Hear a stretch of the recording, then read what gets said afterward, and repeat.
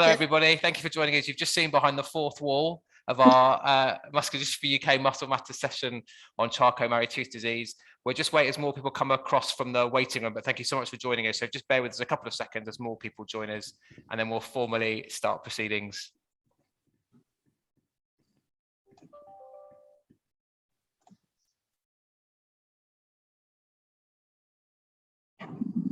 So we'll just wait a couple more seconds. If I could ask panelists to mute, if possible, that'd be great. Thank you very much.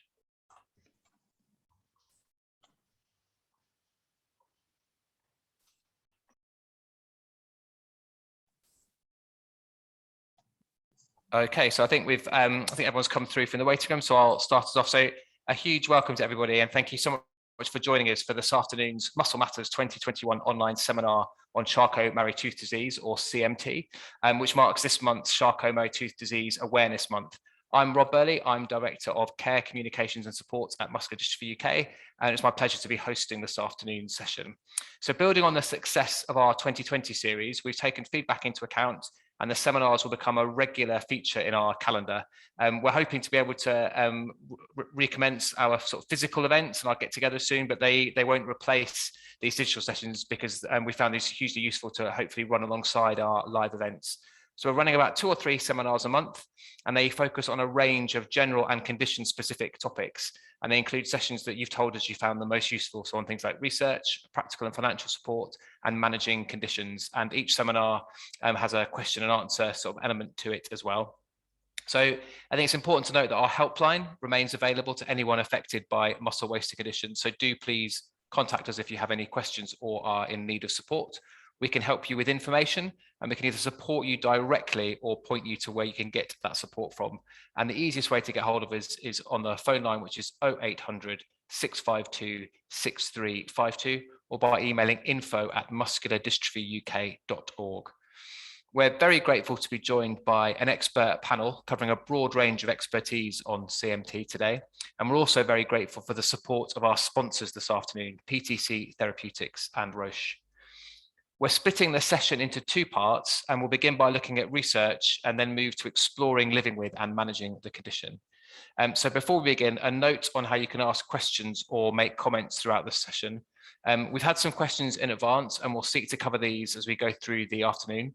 We'd also like to incorporate some live input, and to do that, we'll be using the Q&A function. So please type your question or comment, and we will feed them into the discussion. And to help us manage the technical side of the event, we won't be calling on questioners to ask their questions directly. Any questions we don't manage to cover or we don't know the answer to, we'll seek to answer through our website afterwards or get in touch with you directly. And finally, a reminder that we're recording the session, and it will be made available on our website over the next few days.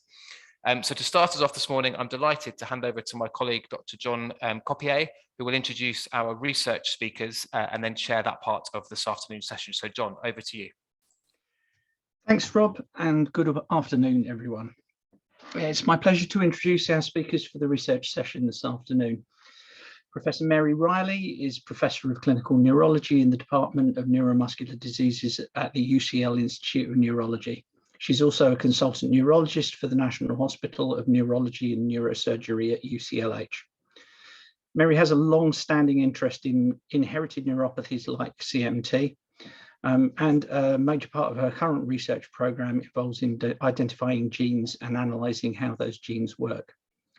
Mary's also interested in translational research, in particular developing new outcome measures and magnetic resonance imaging biomarkers to track conditions and how they progress over time.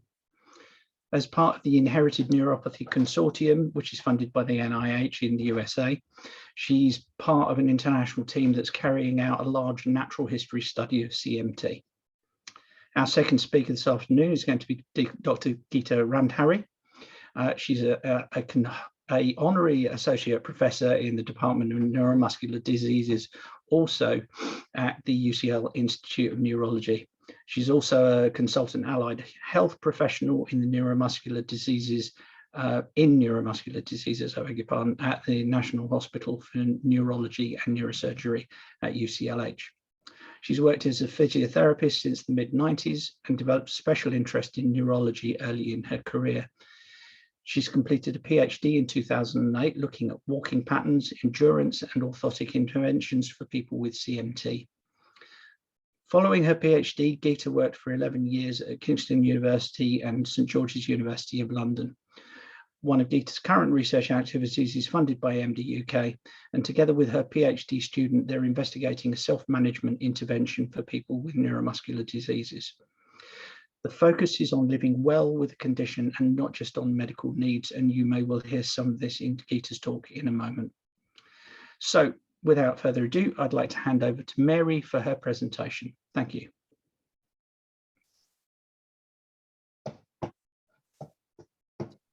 Thank you very much for the introduction, and thank you very much for asking me to talk. I'm going to talk a little bit about the research in Charcot-Marie-Tooth disease from the genetic angle and how that informs where we're going with therapies. Geeta will talk much more about the practical side of it, and I'm glad she's following me rather than I'm following her, because it's always difficult to follow Geeta's quality of talks. Just to re-emphasize that Charcot-Marie-Tooth disease is a neuropathy. That is, it affects the nerves in the arms and legs. That is the nerves for movement, the motor nerves, and the nerve for feeling, the sensory nerves. So it's not a disease that primarily affects the brain and the spinal cord. It is the nerves in the arms and legs.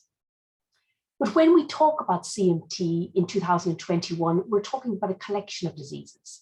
CMT, hereditary neuropathy, liability to pressure palsies, hereditary sensory neuropathy, and distal hereditary motor neuropathy. So CMT refers to the classical disease defined by Charcot-Marie-Tooth in 1886, where you have a length-dependent motor and sensory neuropathy.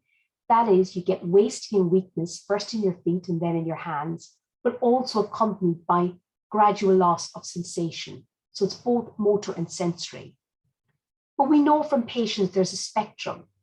This is the classical motor and sensory, that is CMT, and HMPP, hereditary neuropathy with liability to pressure palsies, is related through a genetic mechanism with a common form of CMT. And in those patients get recurrent pressure palsies where the nerves are exposed, like at the wrists, the elbows, the knees. But some people have much more motor than sensory, and some people pure motor, and that's called hereditary motor neuropathy. And others have much more sensory than motor, and some pure sensory, and that's called hereditary sensory neuropathy. So when we refer to CMT, we refer to this group of conditions. Now, genetic conditions clearly are due to problems in the genes. And it was Frederick Meitner in 1871 who found DNA, and that was called nuclein at the time. And it was 2001 when the human genome map, the first draft, was published, and this year is the 20-year anniversary of that. And there's been a lot of celebrations about it. But this 20 years has enabled a huge amount of the genetics to be sorted out, because we needed the human genome to be mapped to do this. And CMT is like many other diseases. The disease is described, this is 1886, the linkage in the 90s, and it was 91 when the first gene was described. And then it trickled along until the genome was mapped. And since then, there's really been an explosion in the number of genes. This could be any disease. It's got the same history. And we still use the basic classification. So this is an EM of a normal nerve. And the nerve has the inside part, which is the axon, and the outside part, which is the myelin. And CMT1 refers to problems in the myelin, and CMT2 is problems in the axon. And most hereditary motor and hereditary sensory neuropathies are also axonal problems. HMPP is a form of demyelinating CMT, and there are patients and families that fall between the two, and often they're because the genes involved are genes that are involved in the interaction between the myelin and the axon, because they are continually talking to each other. And of course, in CMT, despite there being over 100 causative genes, by far the commonest, and accounting for about 60% of patients in the UK, is CMT1A. And this is due to a duplication of a part of the chromosome 17, which means that patients have 3 copies of the gene PMP22. So if you have no neuropathy, you have 2 copies of this gene. If you have CMT1A, you have 3 copies of this gene. And if you have hereditary neuropathy with liability to pressure palsy, you have 1 copy. So we know from human people that the problem here is the dose of the gene. But since then, there's been literally hundreds of genes described causing both dominant and recessive forms of the CMT and related disorders. And as you'll see, while we consider them one family, because there's huge overlap. And how good are we, or how bad are we at diagnosis? So in 1990, it would have been 0%. And by this year, and this is a paper we published last year comparing UK practice and US practice, and we're both getting about a 70% to 77% diagnostic rate. So if you come to clinic today, there's about a 77% you get a genetic diagnosis. Note I'm not saying how quickly, but there's about a 70% chance. And what has changed really in the last couple of years is we now are in the era of the whole genome. And I thought I would really demystify this a little bit to explain where we are genetically, because this is going to become more important in very soon number of years. So this is my poor diagram of the whole genome. So the whole genome is all our genetic material. But each of us have 20,000 genes, one copy from our mum and one copy from our father. And all of those genes put together only account for 2% of the whole genome, and that's called the exome. And then each one of these genes is in that 2%. And if you looked at the 100 CMT genes, you would call about that a CMT panel. So when we're doing diagnosis, we can either be looking at an individual gene, like chromosome 17, we can look at a panel of genes, we can look at the whole exome, the 20,000 genes, or we can look at the whole genome. So that's what's available. But what does it mean? Well, I think what's changed this year is people's understanding of the lingo. So I find my patients come to clinic and they roll off messenger RNA, vector viral antibodies. They know all about this because everyone has become more knowledgeable about genetics and immunology. And in a way, that's useful for understanding the concepts. And when we talk about these, what do we mean? What is a gene and how does that relate to the disease? And let's take just mitofusion. Mitofusion is a gene that causes CMT2A. So every single gene is made up of double strands of DNA. So that's what we talk about. So it's a code. And that code is the code to make a protein. And our bodies are made of obviously multiple proteins. So the code of DNA is then transcribed to a single strand called messenger RNA, which is translated to a protein. So there are the two critical steps that happen in the code of the DNA being translated to the protein. And if there's a mistake in the code right back at the beginning, that mistake will translate through. So if we think of the genes, let's just take a single gene. And this is what we would look at is a gene. This is a picture of a gene. And this gene is a gene called SORD for CMT2. And first of all, you'll see these dark gray vertical lines.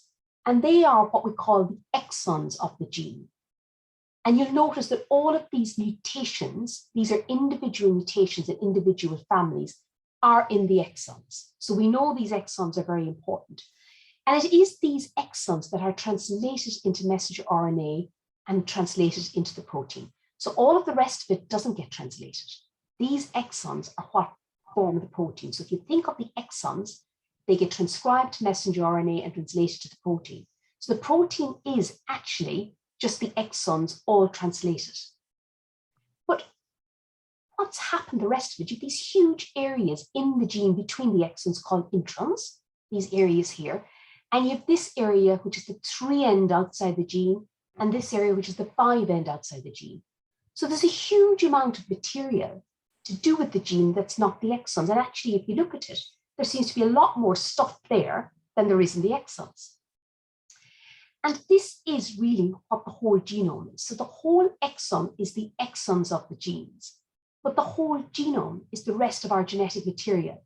So that is between the exons and outside the genes. That's what we mean by whole genome sequencing. We're not just looking at the exons of the genes, but we're looking at the whole material. So what we know now, we didn't know a few years ago.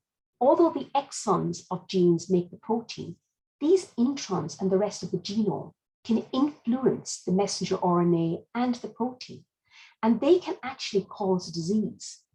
So if you think of it, when we say to you, we've done all your genes, which many of you will have heard as patients, and they're all normal, all we've done is sequence the gene. So that gene could be normal, but by the time the gene becomes a protein, it could be abnormal because of something else going on. And until we were able to do whole genome sequencing, we didn't understand this. And also, many of you will know from your families that within your family, that people with exactly the same genetic defect look different. There may be decades between the age of onset and there may be variations.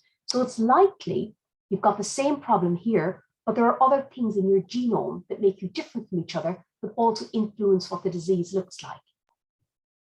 So I'm going to give you two examples of how we've learned more about this. And first of all, I'm going to talk about X-linked CMT due to the JGB1 mutation, which is the second commonest form of CMT. And this occurs in males more than females because it's X-linked. And that's because females have an X and an X, so they have a good X if you want to make up for it for the X that's got the disease, where males only have an X and a Y. And we know a lot about this disease, such that if someone walks into my clinic, I quickly know if they've got this disease or not. So some years ago, I saw this patient whom I confidently told my juniors would have X-linked CMT, and he didn't. And I then realized I had a number of patients that I thought should have it, and they didn't. And what we did was, we then, if you look at the gene up here, we looked at the 5 area and the 3 area that I mentioned to you, and we found all these problems in that area that we were able to look at in the laboratory to prove they caused the disease. And with that one gene, over 11% of my patients do not have a mutation in the exon. It's in the other part of the gene that we don't normally sequence. And of course, this has major implications for diagnosis going forward. And then this other inherited neuropathy, which I deal with, which is called CANVAS, cerebellar ataxia, neuropathy, and vestibular areflexia syndrome, where people have problems with the cerebellum, their sensory nerves, and the vestibular system that makes them very unsteady. We found the gene for this a couple of years ago, and it was in a gene called replication factor C1. And of those of you that will notice, all of the exons were normal, and it was in the intron. We found this really odd area on whole genome sequencing that looked like it was empty. And that was because it was due to a huge expansion of genetic material that shouldn't be there. And Andre Cortese, who was the clinical postdoctorate with me, now as a consultant colleague, very cleverly thought, because the disease was called CANVAS, when we published it, he just ripped a canvas to show what the expansion would look like. And hence, we called it CANVAS. So whole genome sequencing has allowed us to find these abnormalities in the areas of the genes we don't normally look at. So I think that's important for people who haven't a diagnosis and for us understanding some problems where we see family members who are very different, and it opens up a whole new way of treating diseases. We may be able to treat the expression of the gene without having to fix the gene. And why this is important is because of the role it plays with therapy, and I'll just show a few slides to finish. So if we go back to the basic diagram of DNA transcribing to messenger RNA, translating to the protein, I think we can treat genetic diseases in 3 ways. We can use gene therapy to treat the DNA or the messenger RNA. We can use pathogenesis therapy, which I'll come back to, or pathway therapies. So when we talk about pathogenesis therapies, that's what we think of as the way we normally think of treating diseases. You work out how the abnormal protein causes the disease, and then you try to treat that. And it's a very attractive way of treating things, but we're all aware that we've spent 20 years doing this in multiple diseases and haven't had that many successes because it's very difficult to work it out. That protein I showed you, SORD, a few minutes ago, it's a relatively new gene we've described, and that is where an enzyme doesn't work. And when the enzyme doesn't work, the sorbitol increases, and that causes the neuropathy. And we have a nice drug that can block glucose being changed to sorbitol and prevent the neuropathy. So that's a pathogenesis therapy that may well work, and that's in phase 1 clinical trials. And pathways therapies are incredibly attractive. And this is some work in our lab led by Alex Ross, a consultant colleague when he was my PhD student. And really it's to look at the nerve. And if you go to your doctor with blood pressure, they treat your blood pressure, not the hundreds of causes. So it's thinking of all the genes involved in a pathway, and this is transport pathway, and trying to find a way of treating those. And of course, that could not only treat multiple forms of genetic neuropathies, but also treat acquired neuropathies. That is, patients that were having other causes of neuropathy. But the new kid on the block is the genetic therapies. And I'm just going to simplify some of the lingo. So these are the terms you may or may not have heard of. Antisense, small interferon RNA, genome editing with CRISPR-Cas9, and viral vector-mediated gene therapy. And if we go back to our simple diagram, antisense and silencing RNA, or small interferon RNA, have a way of attacking the messenger RNA to change it so it doesn't get translated to the protein. So they stop it here. CRISPR-Cas9 is a way of editing the DNA right back at the DNA stage to prevent it even being transcribed to the messenger RNA. And viral vector-mediated gene therapy is where if you have a disease like X-linked CMT due to JGB1, where you have a loss of function of the protein, you can replace the gene by putting it in an inactivated virus, and this gets into the DNA, a bit like you do with some of the COVID vaccines. That's the same technology that's used.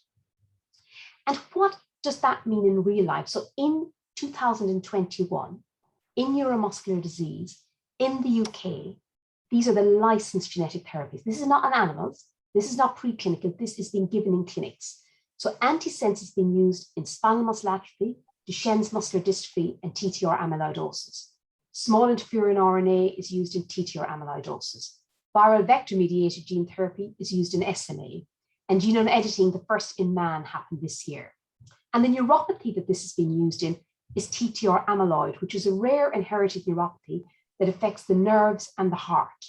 And the two drugs that are licensed since June 2019 stop the messenger RNA being translated to the protein. But the issue is your DNA is still there.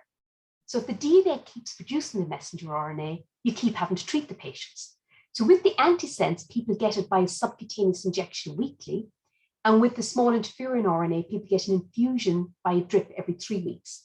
So people thought, well, why don't we try to fix it up here? And there is now a way, which has got a very long name, called clustered regularly interspaced short palindromic repeats and associated Cas9 in the nucleus. And that's a way of actually permanently changing your DNA. Now, clearly, you have to get the permanent change where you need it. And with that disease I mentioned, TTR amyloidosis, because 85% of the protein is produced in the liver, all you need to do is get it into the liver. And they've done that. So they have this package called a lipid nanoparticle, which loves the liver. So if you put it in an infusion, it goes straight to the liver. And they put in this package a guide RNA that recognizes TTR, the gene, and an endonuclease that's able to cut the gene. So you infuse it into the patient, it goes to the liver, it's released in the cell, broken down to the guide RNA and the endonuclease. That gets into the nucleus of the cell.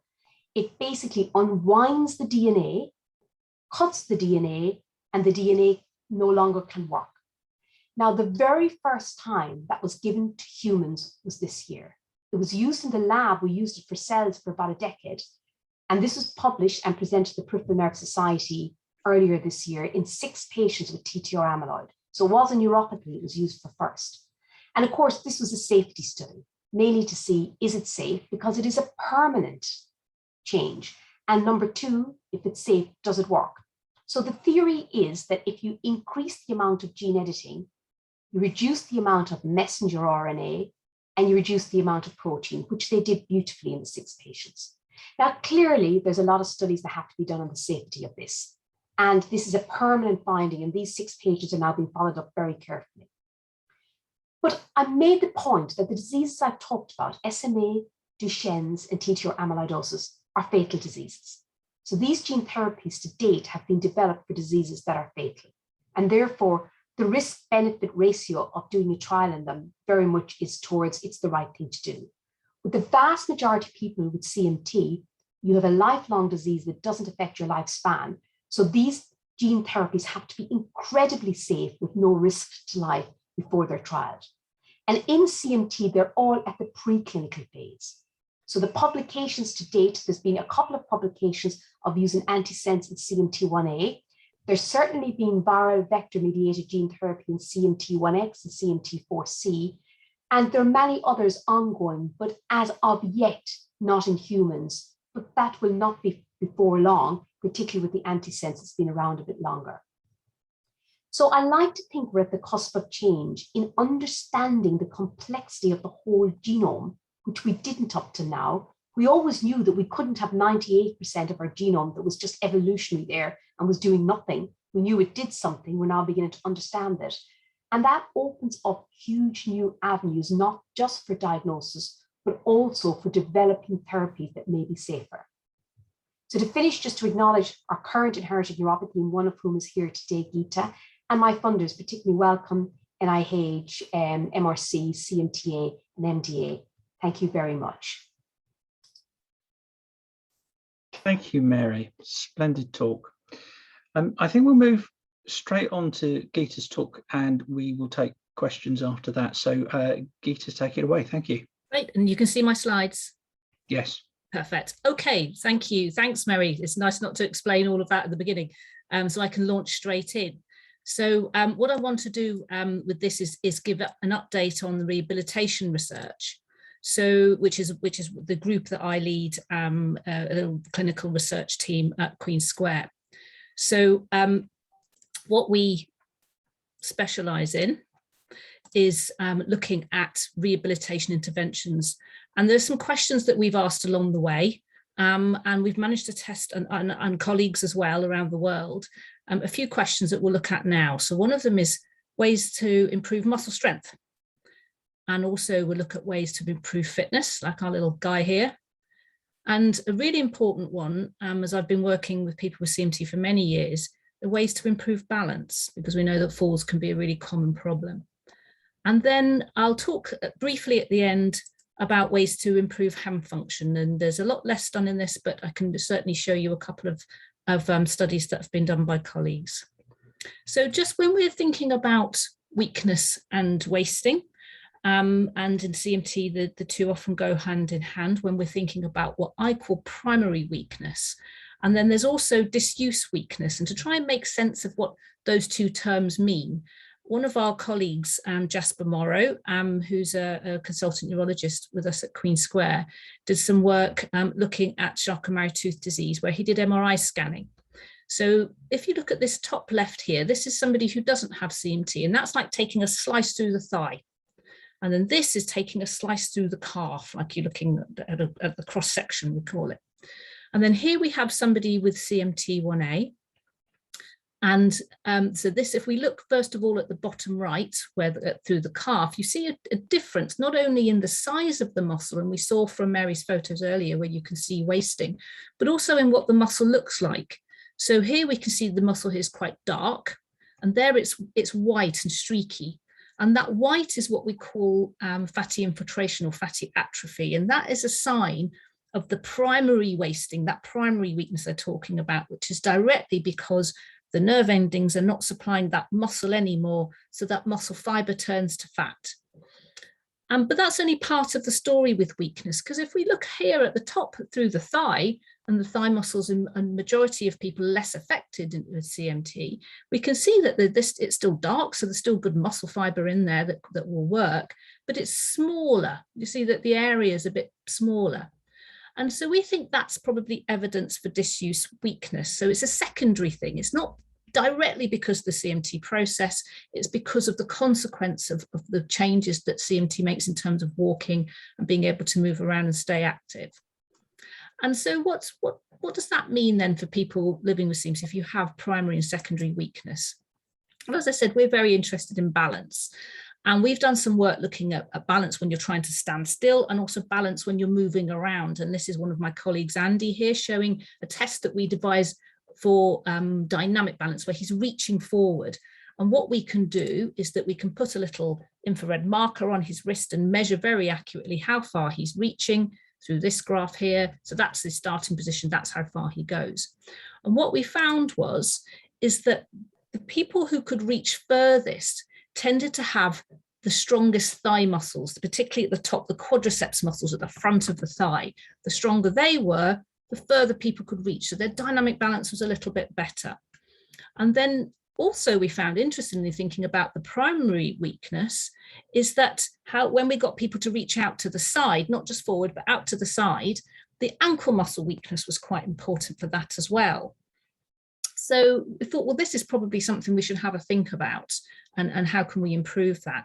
And the other thing that we've looked at, because we've got a little gait lab, and so in here, this is somebody with CMT at the top, just looking, well, sort of at a 3/4 angle, and then from the side, and you can see here the consequence of that weakness. So the weakness at the bottom of the ankle allows the foot to drop, and also the calf muscle, because if the calf muscle is weak, like we saw in the scan, then you're not going to get that push forward that the calf gives us. And then what we found happened in some of that early work we did is that the hip tends to move higher. People have to step higher, and I'm sure a lot of you can, experience this yourselves. And that's a compensation strategy to stop tripping, to stop that falling. And also that slows people down, and it's harder work. So we did a study of people walking on treadmill. So this is somebody walking on a treadmill. We put lots of markers on so we could see what they were doing. And we also asked people how hard they were walking. So this is the people with CMT, and we have a scale called the Borg scale, and it's for people to tell us how hard they're working. And level 17 is when people describe they're working very hard. Now, the people without CMT, and we match them for the same age and sex, they were scoring 8, which is only fairly hard. So we can see that walking is more effortful at the same speed for similar size and sex of person. So with that question in mind, if we're thinking about rehabilitation interventions, can we improve that secondary weakness? First of all, that's probably the simpler target, the tops of the thighs. They're not being used as much, perhaps, so can we make that stronger? And the first very good study that looked at this some years ago now did strength training with ankle weights. And what they found was that the knee extensors, that's the quadriceps, the ones at the top of the thighs I was talking about earlier. So in the group that didn't do the training, they sort of dropped a little bit with the measure that they use, the strength measure, whereas the training group got a lot stronger, so with 12.4 Newton meters, which is the measure that they used. And also that translated into people's walking speed. So the training group gained 1 meter per second in speed when they were walking up with a 6-minute walk test. Some of you might have done that, where we see how far you can go in 6 minutes and how fast you can go. And then in a study we did a few years ago that was that Prof. Riley and I did, that was funded by MDUK, where we got people at home to strengthen the muscles at the front of the hips, the hip flexors, because we thought, well, they seem to be helping walking with that compensation.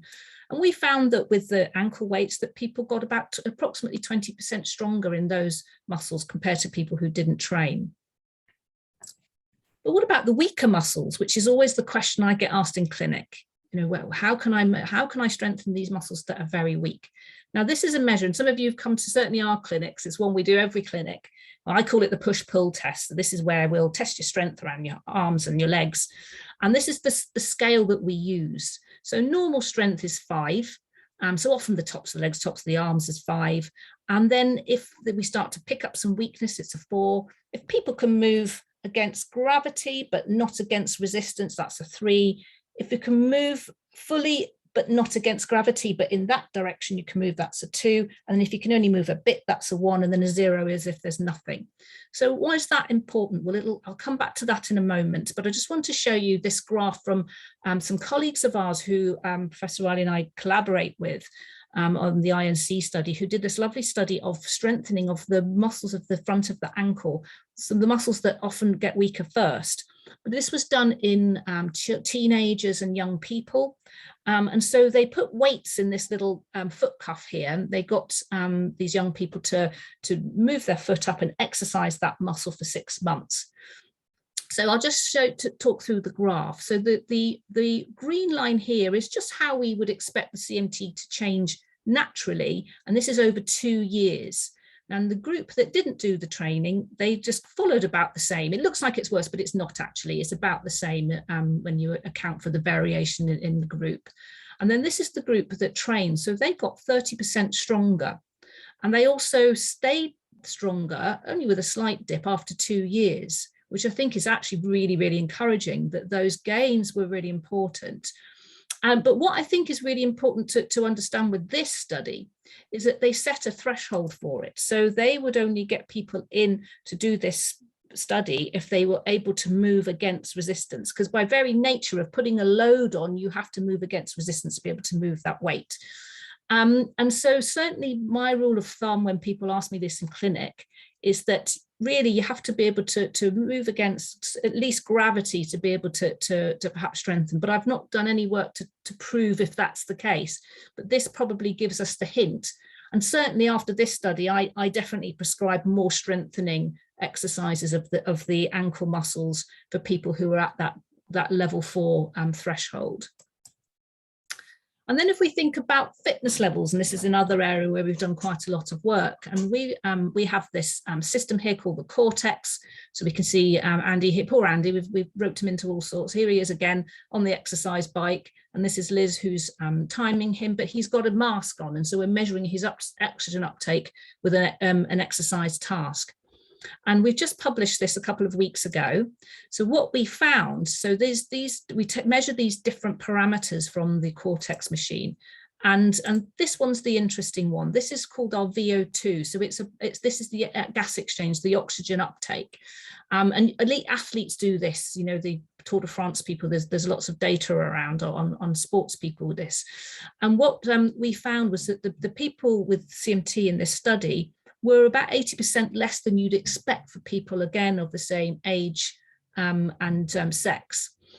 So it's a little bit less. So why might that be? Well, a few years ago, we did another study where we put activity monitors. You see how big these activity monitors, not like the neat little Fitbits and everything we have now, but we measured walking over 7 days. Well, physical activity levels rather than, but one of the measures that we looked at was steps per day. So the people who didn't have CMT that we matched to walked about 11,500 steps per day, whereas the people with CMT walked about 6,500 as a group. So that might be telling us why there is this a bit of a loss of fitness, and maybe that disuse weakness we were seeing in that other in the MRI scans and the other data. So we thought, well, let's see if we can improve this. So we did a study of aerobic exercise training. So that's the cardio, you hear quite a lot of fitness instructors describing it as.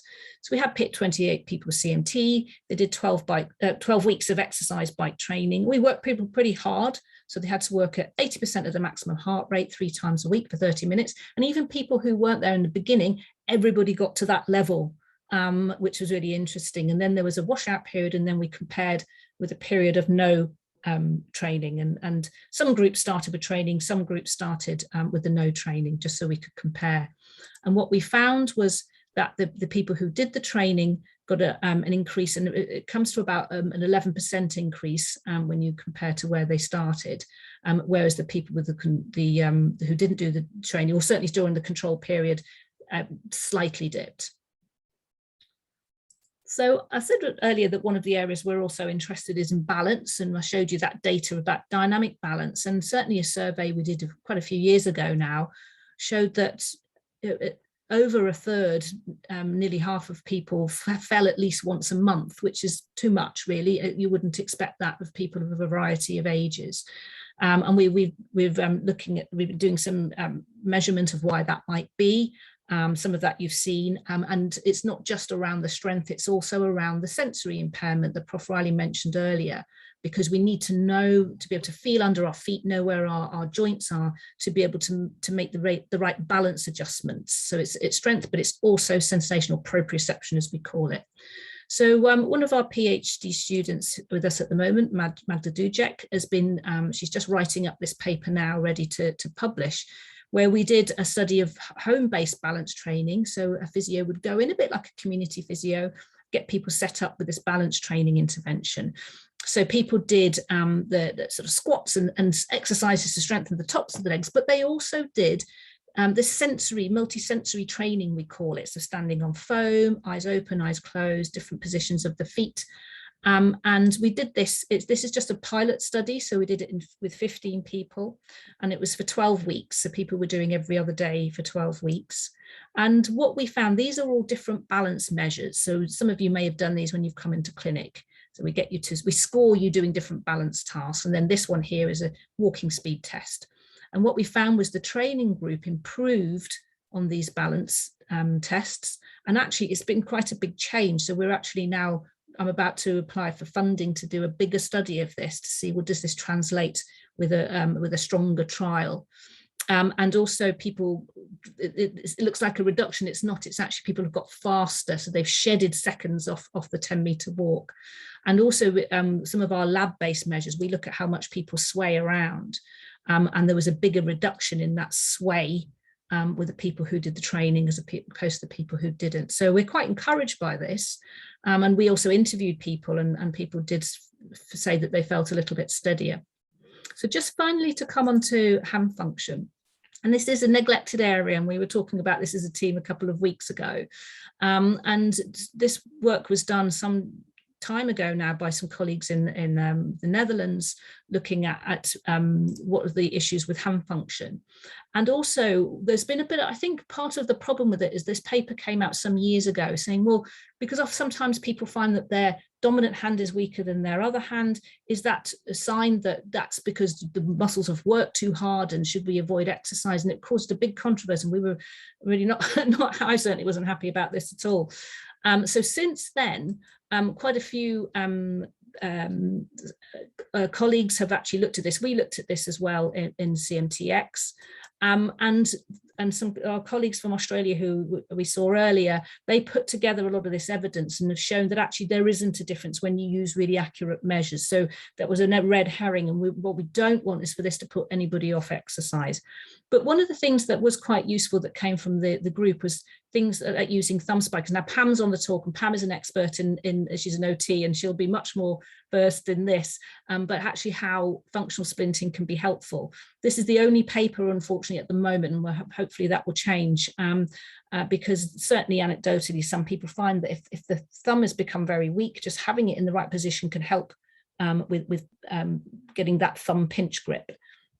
And more recently, some colleagues of ours in Italy, again, a very small, just a start-off study looking at if you do specific exercises. So there's a big list of exercises that people did twice a week with the physio here. Can that improve strength? And they had a couple of measures, something called the thumb abduction test, and a test where they were looking at different grip shapes. And they certainly found that there seemed to be in that very first study some hints of some improvements in some of the strength of the muscles in certain grips, and some of those tests. So we'll wait to see if that's scaled up into anything that then we could use in clinic with the right data. And just a final word on orthotics. I'm not going to say any more than that because Andy Field is on the panel, who he and I and others have written about management in neuropathy that includes orthotics. So we have done some research in orthotics in our team, but I will hesitate to say any more because there's a real expert on the panel. So hopefully if you've got any questions, then Andy can field those as well. And just to finally show you my lovely group here, and some of you might have met Ivana and Mariola, who are brilliant research nurses. They're not part one of my group, but I want to adopt them because they keep everything gelled together for us. And we're a clinical and a research group, which I think is actually very important for the work that we do. Thank you very much. I think that should end.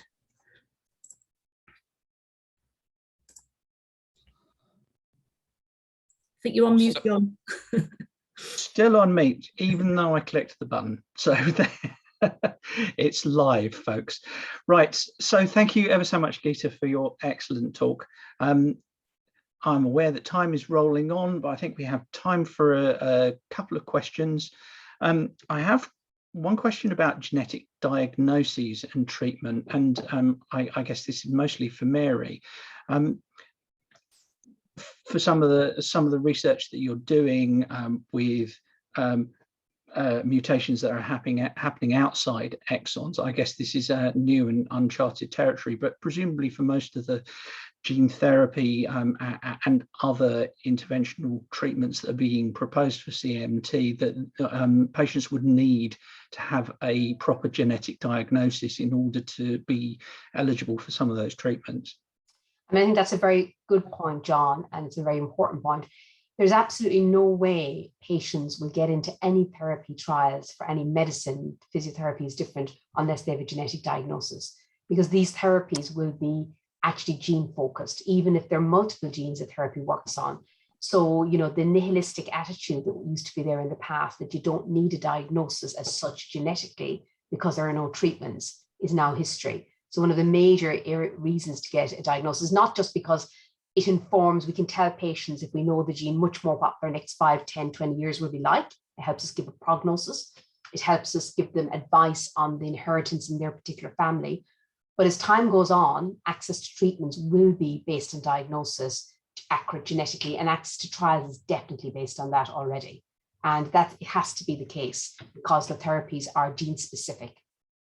So I encourage anybody that hasn't a diagnosis and is interested in therapies, it's important. And actually, sometimes, I have older patients come to me and I won't define older because I get in trouble. I'll say the wrong age, break off. But when people are older in families, one of the reasons often an older member of a family pushes the diagnosis, they're thinking of the next generation, knowing that a diagnosis on them, in them, may not make a huge difference, but it will for the next generation.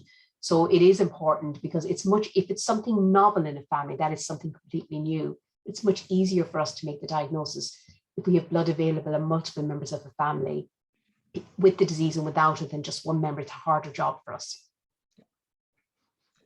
Fantastic.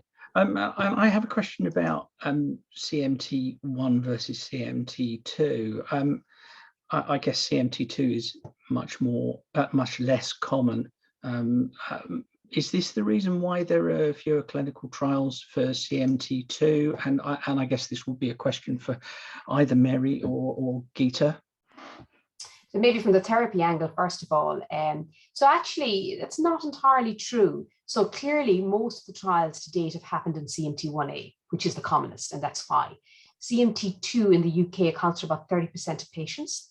But but the next trial likely to happen is in that neuropathy called SWORD, which is a CMT2.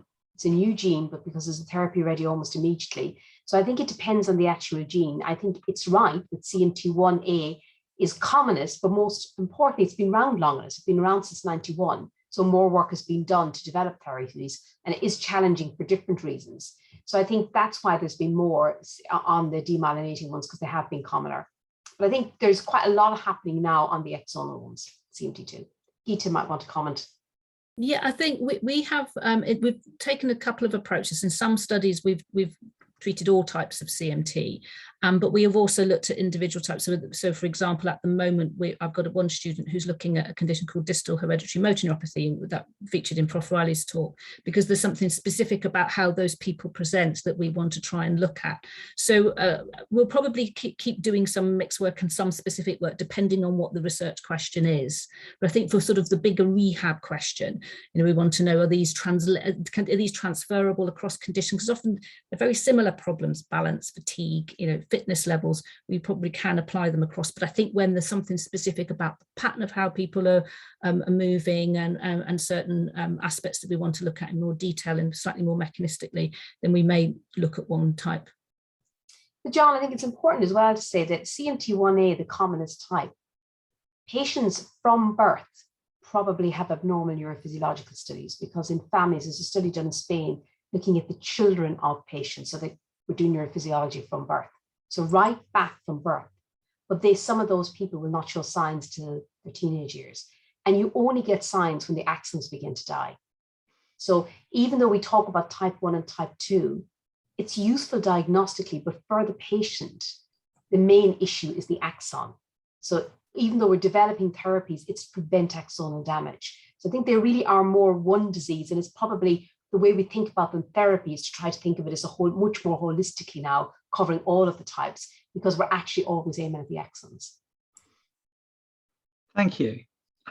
So I have a question here, which I guess is quite a common question, but I'm being asked, how do people find out about these clinical studies, and how would people get on a clinical trial that you guys are running? So I think that it depends on the trial. I mean, it's again a very good question. So we put a call out if we have a trial on. It depends on what the trial is or what the type. Clearly, in the studies we're running at the moment, and we have 4 or 5 different studies, people that find it easier to come from in London, but that's not necessarily the case. People come from all around the country, depending on the trial. Sometimes we have a very rare condition we're looking at, and there's only about 70 patients in the country, so they all come here. With COVID, we've learned about this a lot more. We've had to be very different to the way we do things. In other words, we moved completely away from public transport for a while. So we used to bring patients up in private transport for people to feel safer. And we've had to think about that. And I think that is the problem for patients sometimes, is access to trials, and also the cost of the access built into trials. And we have it on our website. Sometimes there are multiple sites, but that's not common. But I thought I'd say one thing today. We are actually currently in the process of having a UK-wide CMT registry, and we're designing this, and it'll be designed from the offset of having both clinicians and patients into the details. And one of the reasons for that is that if there is a trial, particularly with the rarer types, we immediately know where the patients are. So the moment I kind of know how to find people, but only if they've been to centres where we know about. So I think, to me, that's a big gap that was here, and it's something that's currently top on my top priority, is developing an up-to-date registry so we know where the patients are with the various types. And I think that probably is the biggest barrier to getting into a trial. Gita, I know you've done different things, and CMT UK have been incredibly helpful, as have MDUK at advertising our trials. Fantastic, thank you. And I have a question here for Gita, and I guess this is quite a specific question, but I'm also going to ask you about whether you feel that your research is kind of instantly translatable, or whether you would hesitate to give advice on the basis of this. So the question is about what types of weight aids are being used in these strengthening exercises, and that are there any exercise sheets or videos that the questioner can use? I'll answer the second bit first, actually, because there's some great videos that have been produced. There's a physio called Rebecca Knight, who I was chatting to over the weekend, actually, because we're going to try and put out a bit of information. And she's a physiotherapist. She also lives with CMT, and she's done videos with the CMT Association and CMT UK, and they're excellent. So what I could do is maybe pop a link into the chat when the panel's on, so that people can take a look at both of those. And of course, what's nice with that, it's somebody who sort of understands some of the issues around balance. The other thing that we found very useful, actually, over the COVID lockdown, is one of our colleagues who's now working with Pam stole her to George's, Cheryl Chatfield, who's the neuromuscular physiotherapist, but also a Pilates instructor. And so she got some funding with some other colleagues to do some Pilates videos for people with neuromuscular conditions. And so I've been giving those out to a lot of people as well. They're just on YouTube, so I can also pop those in. And in terms of the weights we use, so in the hip flexor study, we just used strap-on ankle weights, and they were ones where we could change the strength of them. And we're going to use ankle weights in the distal hereditary motor neuropathy study as well. And in the balance study, we use people's own body weight, squats and that sort of thing. And certainly in clinic, I use the exercise bands. And I think my take home with that is that, remember, if you can move against gravity and you can move a little bit of load, start very light. And start with low repetitions, and then you take things up very gradually, and that's what we've always done. But if you're not sure, then if it's hard to get appointments, I know at the moment, but if you can get a neurological physiotherapist, but even you don't necessarily have to put weights on your limbs to be able to get strengthening effects. And hopefully that's what you'll see in some of the videos. You can strengthen the core muscles, the hip muscles very nicely without weights if you're a bit nervous of that. So I'll find those links for you and put them in the chat. Gita, can I ask, just come in here about that, because I think it's really important point you made about the slight disuse that can be corrected and the permanent fat atrophy that will not be corrected. I'm slightly worried about people, that lovely picture from the Australian group about the weight on the foot, but that's particularly in a teenager who's still really mildly affected. So, I think, my feeling is that if someone started putting weights on their ankle when they're significantly weak, it could be quite dangerous, actually. So I think, I think what you say is very important for patients, isn't it? That people shouldn't start trying this with weights, I think, on their feet if they've significant foot drop without advice. No, and the study we did, the weights were on the ankle, but that was to strengthen the hip, not to strengthen those muscles. And that's why, I think that the threshold of where people start in terms of strength is actually really, really important. But I'd still start small and grade, even with the muscles higher up, because they won't have been used to doing that for some time. Fantastic. Thank you very much. I am going to read one more question from this list. I think some of these other questions may be relevant to the Living Well session, but if we don't get around to answering all of your questions, we will attempt to answer this by email at some point. So last question for either of you really is, if axons are damaged, can they be repaired?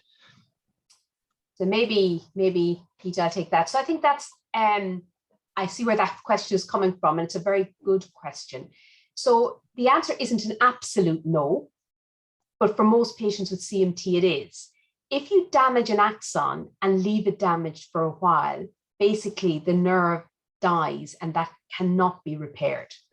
But we know from other diseases that are not CMT, so neuropathies, particularly the younger you are, the more plastic your system is recovery. So we know in other conditions, you can actually damage an axon for up to a year, and still, if you get the right therapy on board, get recovery, because it can actually regenerate. So most of the damage that's very chronic in patients with CMT is not recoverable. Most of it is, most of it isn't. But if it's got early enough, so there's no doubt as we develop therapies, the whole push will be to diagnose earlier and treat people to prevent axonal damage rather than to repair it. So I think that's where it is at the moment. Now, will axons, are we ever going to be able to recover them by having stem cells or everything else? I would say at the moment, I find it very hard to see how we could do that, but I would have said 20 years ago, we could never repair a gene by editing it. So I am open to whatever might happen in the future. But right now, we cannot repair very damaged axons that have been damaged for a long time. And Geeta showed you the picture of the MRI. If the muscle is replaced by fat because the axon has died, there isn't a way at the moment of changing that except optimizing all your other muscles. Great, thank you very much. So it only leaves me to thank Professor Riley and Dr. Andhari for excellent presentations and for excellent answers to questions. So I think Geeta and Mary are going to be staying with us for the Living Well session, and I just want to thank everyone for their attention, and I'm going to hand over now to Rob, who will chair the next part of the session. Thanks, John. That's great. And yeah, thanks, Mary and Geeta. Yeah, so apologies that we thank you, but we keep you with us. You're not off the hook yet, but it's a pleasure to introduce some further panelists to explore a bit more living with CMT. So I'll introduce Alex, Pam, and Andy first, and then we'll hear from each panelist with a sort of a different slant on CMT, and then we'll move into the Q&A part again. So thank you everyone who's been putting questions forward already. We were able to cover a fair few there in the research section. Geeta very kindly mentioned some links and putting those together. What we'll do after the session, we will send an email to participants where we'll gather links and any information that comes up, because we're only using the Q&A function in the session. So do please be assured that we will send links around and use the Q&A function to ask your questions as we go through, or make comments, and I will try and feed those through to the panel. So by way of introducing our sort of the speakers joining Geeta and Mary, so Andy Frame is the Clinical Development Manager for a company called Take Care, based on Teesside and North Yorkshire. Since graduating from the University of Salford in 2008, he's worked as an orthotist covering clinics in the south of England and London. He began training in adult neurology in 2009 and was the clinical lead orthotist at National Hospital for Neurology and Neurosurgery from 2012 to 2020. And during that time, he ran the complex Neuro-Orthotics MDT clinic, as well as speaking at the annual National Hospital for Neurology and Neurosurgery GATE assessment course and contributing to service development. Pam Appleton works as a care advisor for people living with neuromuscular conditions in Surrey. She's an occupational therapist by background with a special interest in fatigue management. We've had some questions on fatigue in advance, actually, so we'll definitely come to you shortly, Pam, with some of those. She's passionate about partnering with people to help them experience life in all its fullness, despite the challenges that it can bring. And Alex Williamson is a member of the lay research panel at MDUK and a previous trustee of CMT United Kingdom. She was diagnosed with CMT 1A in her early 30s and is now in her 70s and mobile. She has a bilateral foot drop and uses push-up-qui ankle braces, which I'm bound to have mispronounced, but I'm sure Andy will be able to correct me, or indeed Alex. So thank you so much for joining us. I'm actually going to circle back first to Mary and Geeta and move away from the kind of the research angle. So Mary, first of all, we've heard throughout the Muscle Matters series, and in fact you and Geeta both alluded to it in your talks already, about the importance of the sort of multidisciplinary team and the many aspects that go towards supporting people living with muscle wasting conditions. So I just wondered if, before we sort of move into more specific areas, if you could just give us a bit of an overview of the team that, when you're working with patients and seeing them in a clinical sense, that the team that the disciplines that might come together to support them. I think, first of all, that's a really important point. And first thing I'll say is, I know everything is not equal around the country. So every time you open your mouth about this, you get hundreds of emails, quite understandably, saying we have no service. So I know not everything is equal around the country. And I know people have to make do or to get, find in their area what's best. But there's no doubt that patients with CMT at different stages in their disease and in their life need multidisciplinary. And, I've been running, an inherited neuropathy CMT clinic since '98, and it has evolved into a large multidisciplinary service. And the people that are critical to that. So first of all, I'm not going to say neurologist is the most important in any way, but it started with a neurologist. So making the diagnosis to make sure it's the right diagnosis is quite important, clearly, and to make sure there's nothing else going on, that there isn't something that's contributing to fatigue, like sleep apnea or thyroid function test. There isn't something else going on. So I think that's quite important, medically making sure you've sorted it out as well as can be done. Secondly, we have a neurophysiologist in clinic with us, because working out the electrics of what type is actually quite important. And actually, the simple question that sounds simple, is it a muscle disease or a nerve disease causing a muscle disease, is not always simple. And we currently have had to wake up to the fact that some of the genes we're dealing with cause both, not surprisingly. So that's another issue that has complexity. Thirdly, our therapists are extremely important. I can't tell you how much. Gita did her she did her PhD with us, and looking at stage working with CMT. So the physiotherapists are extremely important from both the research and the clinical angle. And that's not to, it's to individualize it. And I think it's still very frustrating with physiotherapy. So if we say to our patients, we'd love you to have some physiotherapy, we write to your GP, at the very best, they'll get 6 sessions. And the chance of them seeing a physiotherapist who's knows about CMT is pretty rare, because it's a pretty rare disease in that sense. So I think and part of the problem is research has been lacking to a certain extent. So if I said to Gita, where is the evidence for saying this physiotherapy will help? Because if that was there, you'll be able to give that physiotherapy much more easily with the way the health service works. So the physiotherapists that have expertise like Gita are incredibly important, both to help us understand what we can do to maximize function. But a critical role for them is also when a question of surgery comes up. Is it something that we really should be thinking about or not? And when should we be thinking about? Occupational therapists, obviously really important at trying to live life, actually, not just in their normal life, but also access to work. What do you do at work? Can work be optimized? And there's major barriers that come in. I think an area we've had to evolve our nurse specialist working. So that's the therapist, speech therapists occasionally needed.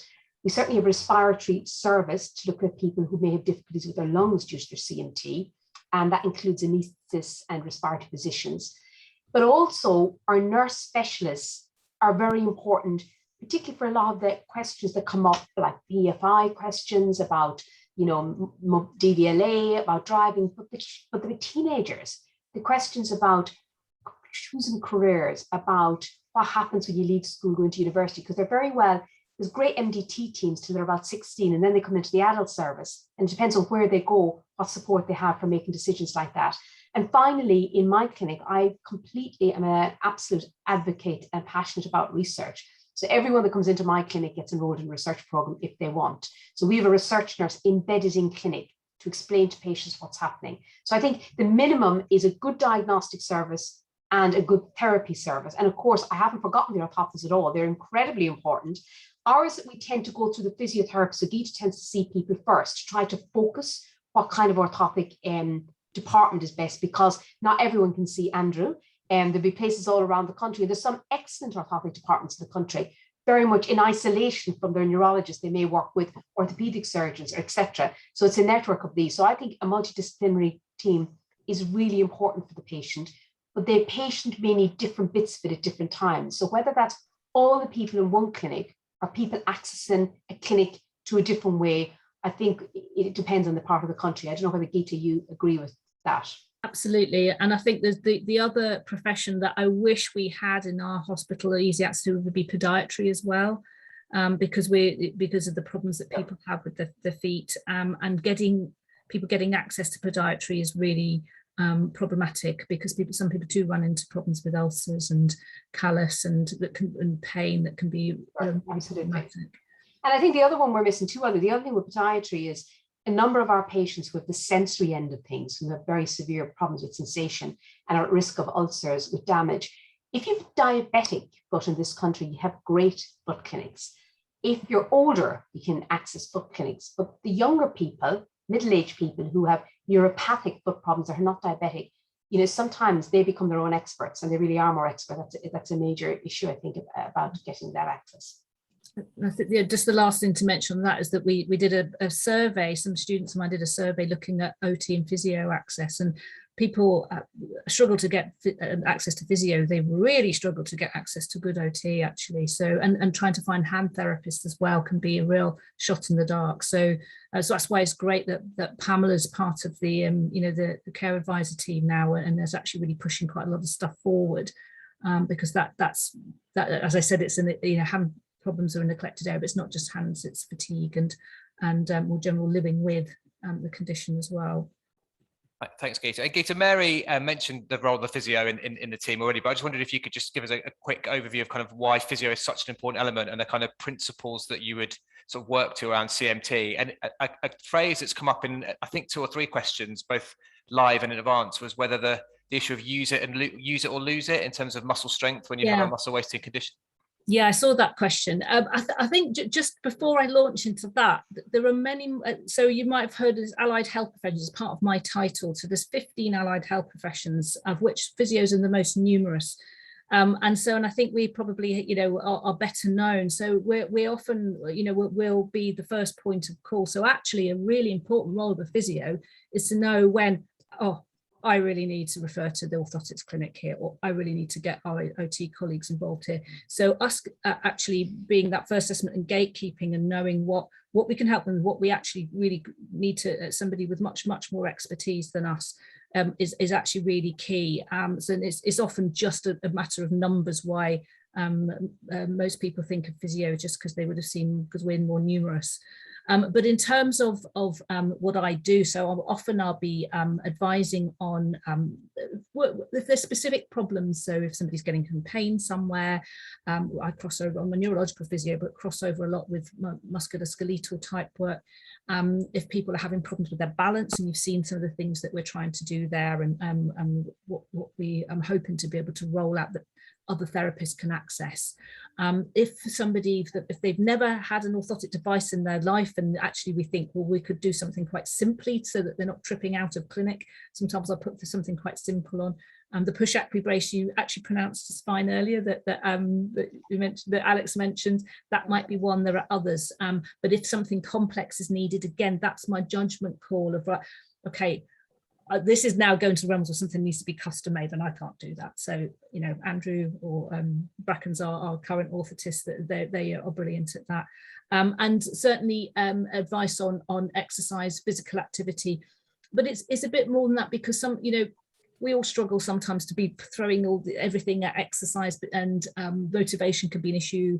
Work can get in the way. It can be harder when you've got balance problems and mobility problems. So actually getting people to problem solve how they might be able to fit activity in through their day. So it's the problem solving side of things as well, and which is what we're doing with which I didn't mention in my talk, the neuromuscular bridges work that we're doing with again, MDUK is funding some of the work in that. So yeah, it's varied, which is fun.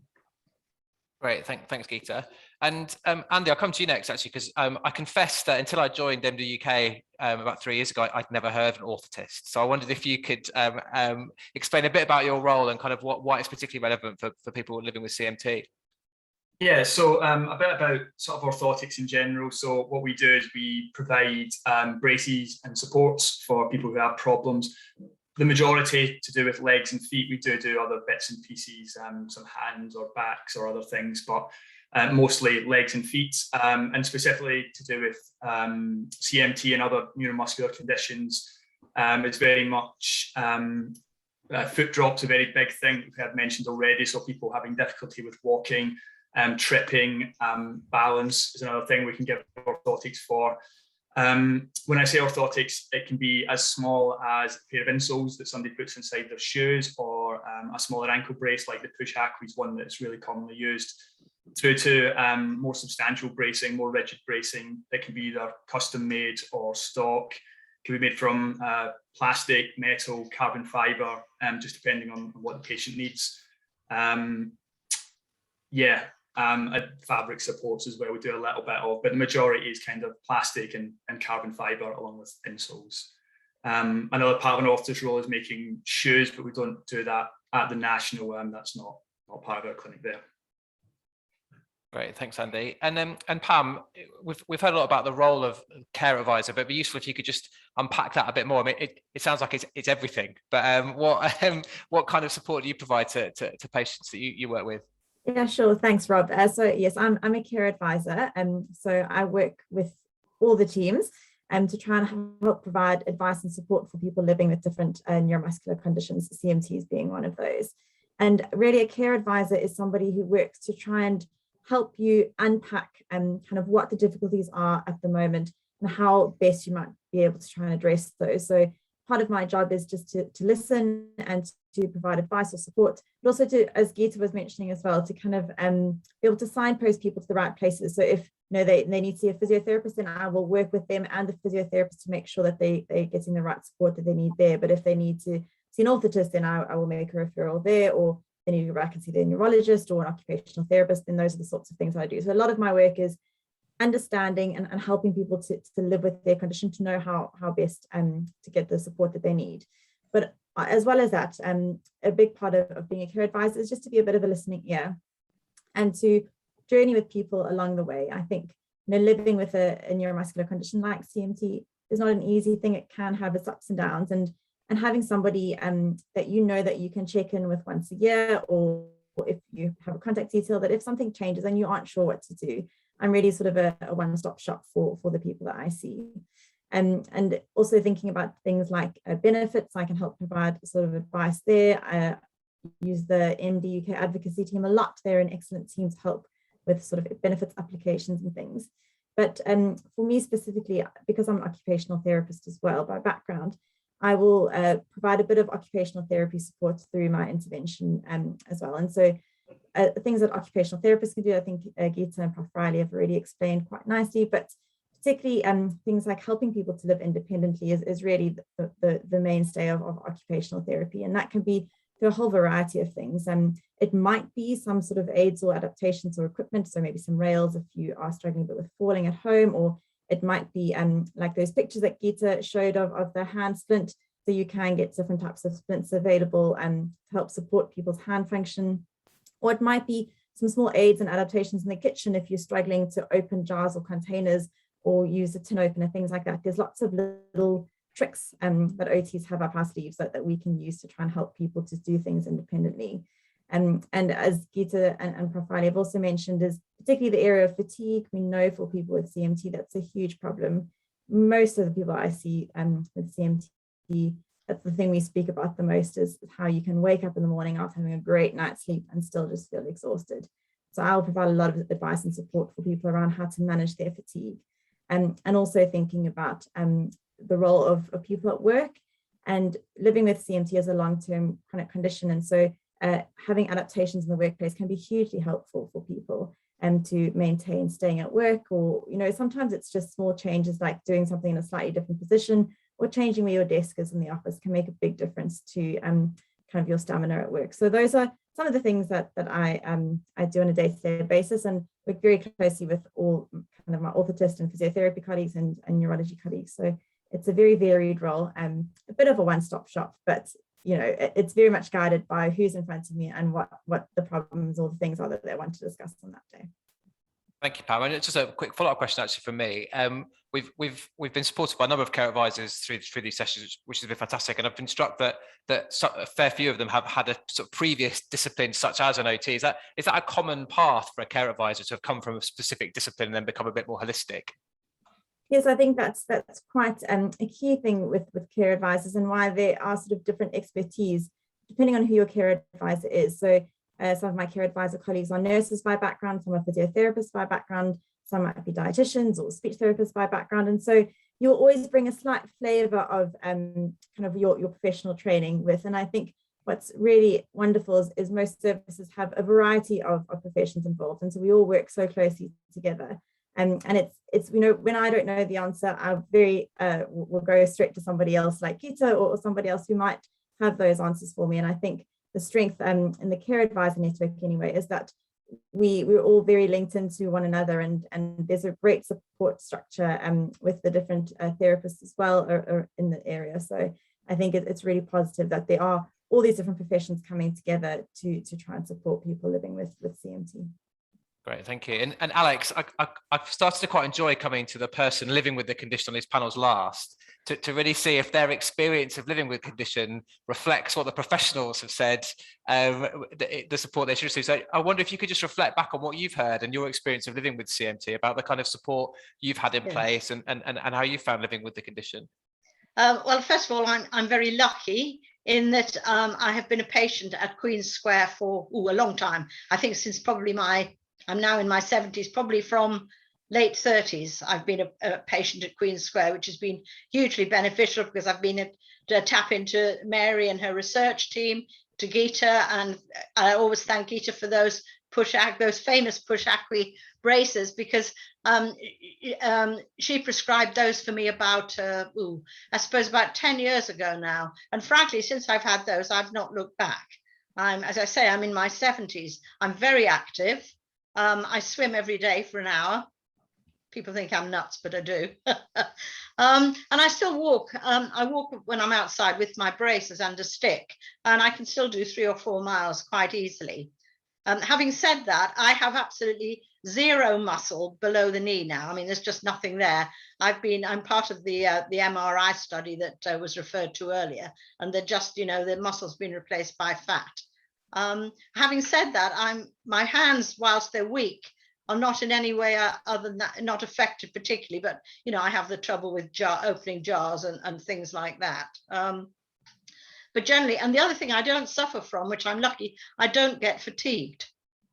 I go to bed most nights, probably about 10:30, sleep like a baby, get up at 6 and feel fine, and I'll go through the day, and I simply, fatigue is not an issue with me at all. So in that regard, I'm extremely lucky. What else can I tell you? I mean, I live, I think, a normal life, really. But without those braces, life would be rather more difficult.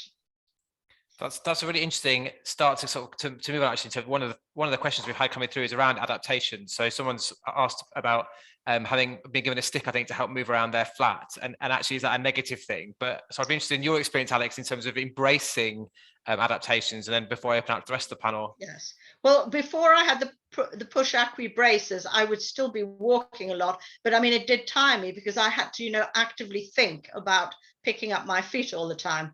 With those braces, I don't have to do that. Having said that, in and around the house, I don't wear the braces in the house, and I can walk around perfectly well within the house. I might ricochet against the wall from time to time, but outside, I always use the stick and the braces. And Pam, is that something that people can struggle with, the mindset of bringing an adaptation into their life? Because it is, I guess, it is a sign that a condition has progressed. Is that something you often help people with? Definitely, Rob. That's something I spend a lot of time talking to people about. It's particularly when you're living with a progressive condition, sometimes it can be a really hard transition when suddenly someone's advising you that you need to wear a brace or you need to use a stick or something like that. And I spend a lot of time chatting to people about that. And I guess the first thing to say is it's really normal to find it a really hard thing. If you suddenly just embrace it, like, great, all right, off we go, that isn't normally how things go. And I guess one of the reflections I've had with a number of people is sometimes by saying yes to something else means you get to say yes to a whole lot more. I think there can be quite a negative mindset that we have against using like a brace for your foot or a stick. But actually, the amount, as Alex has so beautifully explained, she's able to walk so much further and able to do so much more because she's using the brace, because she has a stick. And I think that's the mindset that we try and chat through and help people to understand, is by saying yes to an aid or adaptation, it's just saying my body is not quite doing what it needs to be doing anymore. So I'm going to take this thing that can help me, because then I can actually do a whole lot more than I have been doing in the past. And I think the other, if I can interrupt you, and I think the other thing about when you're outside and you've got a stick, people are aware of you. Yeah. If you've not got a stick and you might, roll a bit, they'll probably think, oh, she's had one too many drinks. But if you've got a stick, people are much more aware of you and much more considerate. I mean, quite often if I'm on stairs somewhere, a stranger will turn around and say, do you need help? Again, because I've got that stick. Exactly. And I think it's good. You're right, Alex. And I think that's another thing is sometimes having a visible sign for somebody else, say, maybe just give me a little bit more space, or maybe you'll give me that seat on the bus. That can be really helpful without you having to say something, you know, it can be really useful. So again, sort of having a visible sign that maybe you need a bit more space or have a bit of support, and that can be really useful. But yeah, I think it's very common to find those changing times a bit difficult. But I've had a lot of people who sort of 6 months later have come back and said, you know, it's been the best thing. Thank you so much. I know I was resistant at first, but really it's changed my life and allowed me to do a whole lot more. And Gator, I'm always conscious with these seminars that a lot of the questions rely on a quite a sort of personal slant, and therefore you need to give individual advice. But the phrase "use it or lose it" actually came into the question box around someone who was worried about using a brace perhaps too much, and therefore with the muscles not working as hard as they would do normally. Is it actually the benefit of just moving and using a brace outweighs any risk of not using the muscles as hard? What would advice be there? For Andy and I think we probably both have similar thoughts on this, because certainly with some of the braces, some of the lab work we did, we published a paper a few years ago, and with the lighter braces, we found that they didn't switch off the ankle muscles, they just gave the assist. So that was really reassuring. But I'll let Andy answer, you know, when we've got bigger braces, because and what benefits can be there. Yeah, so we would hold the benefits of any brace would outweigh any drawbacks. And as people get weaker, they often need more support. And actually, although the braces might be bigger and bulkier, they by virtue of that, they can do more. And we hope the thing that we give people will be so helpful that they will choose to wear something like that, even though they might not want to. I often say to people that, you know, nobody comes to see me because they want to wear orthotics. They have to. But we hope that if we can do something which is supportive enough and comfortable enough, that people will see the benefit of that. In terms of people worrying about getting weaker, I understand why that's a concern. And one thing we often talk to people about is that the things we give might not necessarily make people weaker, but using something sometimes and not using it other times. So to use Alex's example of not using the push-ackies around the house, but then to using them outside. Some people switching from wearing the brace to not wearing the brace can feel like they've got weaker by taking the brace off, but it's actually they often go from having no foot drop or a very mild foot drop to a much more noticeable foot drop when they take something off. So yeah, I mean, it's just for us, it's about trying to make everyday life easier for people, and we offer like a range of things. So it's not just about somebody coming to us and saying this is definitely what you've got to have. It's always a discussion. And often people don't want to wear things, and we say, well, why don't you try it? And if they say, no, I really don't, then we don't force them. But if anybody's willing to try something that we recommend, we'll put it on and they can have a walk. And sometimes they go, wow, that's brilliant. And actually they will see the benefit of something. And sometimes people say, I'm not ready for this, and that's okay as well. We'll always encourage them to try it, but if they're not ready, then that's okay as well. Yeah, I mean, I always say to people, nothing is mandatory. You know, they just want you to feel the effect of these, and you can make up your mind. And Andy, we've got a very specific question, but that actually opens up a theme that came through in the advanced questions. So the specific question that's come in is how often should something like insoles be replaced? And I guess the wider question is, how often should someone be seeing their orthotist, or is it a case of when they feel they need to, or have more questions to ask? Yeah, I think you'll find in most orthotic services a case of when they need to. So if we talk about insoles specifically, there's not an exact answer on this because insoles can be made from different materials. It depends on how active someone is, so how quickly their insoles wear out. We generally wouldn't expect insoles to last anything less than 1 year, and they probably need to be reviewed no less than every 3 years. But it's very much patient specific. So if somebody's using their insoles and they're comfortable and they're happy with the support, then they wouldn't need to go back and see their orthotist just to have them checked for no reason.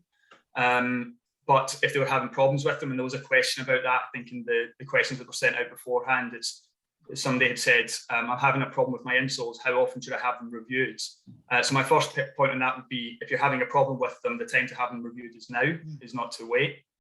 And then in terms of how often, it's not an exact science. I would say on average every 2 years, but for some people it'll be closer to a year. Some people, it might be 3 years. I have had people come back to me who've had their insoles for 20 years, and I always tell them to come back a bit sooner. So Thanks, Andy. So 20 years is too long, but that's I'd say so, yeah. We've had a really important question, which I think Geeta's actually picking up in the chat box. But it's someone who feels that listening to this, the support that their relative needs actually is maybe beyond the things we're talking about now. I'm wondering if I go to Mary first, actually, is it a question if someone is living with CMT and thinking they need more support, is it a case of going through their GP to get referred into a specialist service that they could then be part of the system? And then if I go to you first, Mary, and then go to Geeta, if that's okay.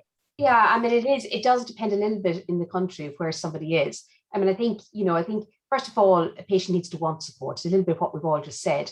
And I think it's, I was looking at 2 out of 3 people on the call are wearing glasses on the panel, and 1 is not wearing glasses, but the glasses are there. So people don't think twice about if their eyes if there's a little bit of damage, and they don't think twice about putting on glasses.